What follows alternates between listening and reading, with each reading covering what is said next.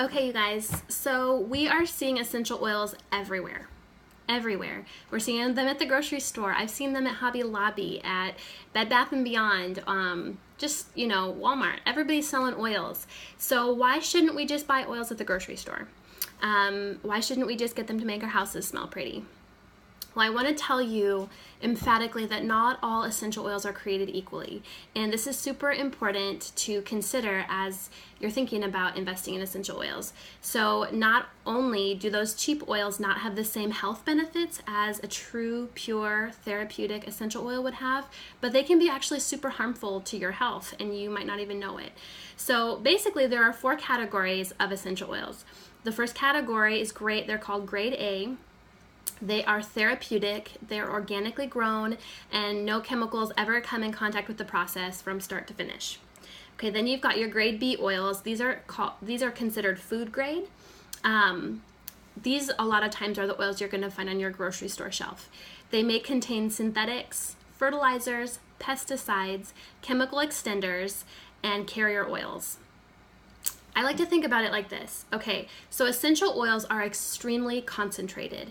So in one small bottle of lemon essential oil, there are 75 lemons that go into this tiny bottle, okay? So super, super strong concentrated.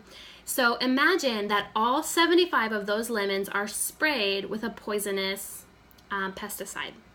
So as they're making the oils, they're going to be using all of these different lemons to distill them to get the oil for these. But imagine the amount of pesticide you'd be getting if all of those lemons had pesticides on them. So you'd be getting that super strong concentration of the oil and also that super strong concentration of the pesticide. So it's kind of intense when you think about it like that. Okay, so that was grade A, grade B. Grade C oils are perfume oils, and they're mostly used in making perfume fragrances. A lot of times these contain chemicals and they use solvents to get greater extraction from the plants. But a lot of times these solvents, things like hexane, are cancer causing. So, and also a lot of times they dilute them with alcohol. So interesting story. I have heard, one of my mentors has told me stories of friends who've gotten tipsy when they're diffusing their essential oils because the alcohol content in the oil is so high that it literally makes them feel a little loopy when they're diffusing their oils. So totally not what we're trying to go for with using essential oils. Okay, and then the final category is grade D, and it is floral water. So basically, when they distill the oil, all of the pure essential oil floats to the top in the still, and then there's this water left over in the bottom of the still, which it's basically trash water, but it does smell like the oil. And so what they'll do is they'll take that trash water and they'll take a bottle and they'll fill it up 5% with that floral water, and then they'll fill the rest with chemicals and extenders and carriers, and they'll call that a pure essential oil. So really you're getting you're not really even getting any of the true oil with a grade D oil. I always think about it like walking to your refrigerator and taking your glass and putting, this much orange juice in the bottom and then filling the rest with Coke and then drinking it and saying, oh my gosh, I'm getting all this vitamin C. Isn't this so great? I'm so healthy. That's how I like to think about it.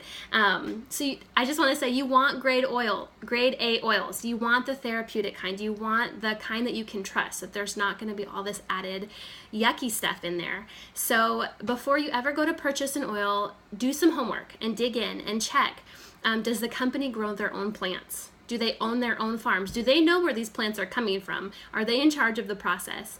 Do they control the whole thing from seed to seal using integrity? And because that has a big impact on your health.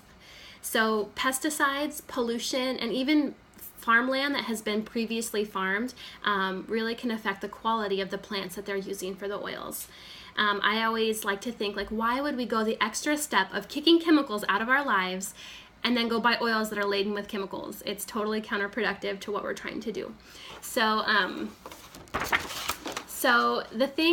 I recently went to Young Living's farm and I got to see it firsthand. We even got to be involved in planting the lavender. We met the people who are doing the farming and I just fell in love with them. But really, you guys, the thing that won my heart about Young Living is that they're totally open. They're totally like, you know what? You come visit anytime. Come see it for yourself. Like, we welcome you to come and even participate. Come and pull weeds with us. Come, do it. And I just love that openness, that there's no secrets and there's no hidden doors. And to me, if I am going to work with a company and if I'm going to, buy products that are so impactful on my family's health, I want to know that they're using their integrity. So with Young Living, I just have that confidence, and I've seen it for myself. So I'm sold. I just love them. But Young Living guarantees integrity through the process from the seed all the way to the seal on the bottle that arrives at your door. Gary Young is the founder of Young Living, and he always tells us, he's like, I never make an oil for profit. We always make it for a purpose. We are out there to invest in people's health. We're out there to change people's lives. Every plant is grown in virgin soil that has never had chemicals on it. Literally, you guys, they're out there hand weeding. They're like picking the weeds out with their hands. There's no pesticides, there's no chemicals, and there are no weed killers ever used. A lot of times what they'll do is when they go to test the oil to make sure it's that perfect standard, if it doesn't quite reach the standard that they're holding it to, they will take that batch of oil, turn around, and put the oils back on the plants as a pesticide. So the plants are protecting the plants. It's a really awesome system. They're distilled. Once they're harvested, they're distilled in Young Living's top distillery, and then they go through a rigorous testing process. So Young Living tests them, and then we also have third-party companies that test them for purity that have no financial interest in our company, just to make sure they are like at that super, super high therapeutic standard. And then they go literally directly from the farm, they get bottled, and then they go right to your door. So that is the whole process.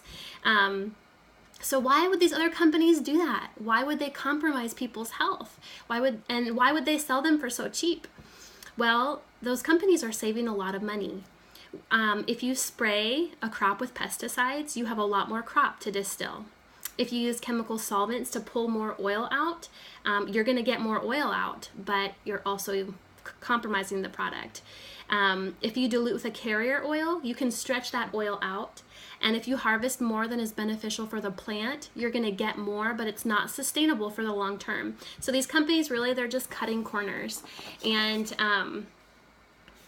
so, like I said, I'm just so confident in Young Living's integrity. So how are these essential oils made? There is so much work that goes into this, you guys. As I've been learning about this, I'm totally blown away, and I'm so thankful to have such a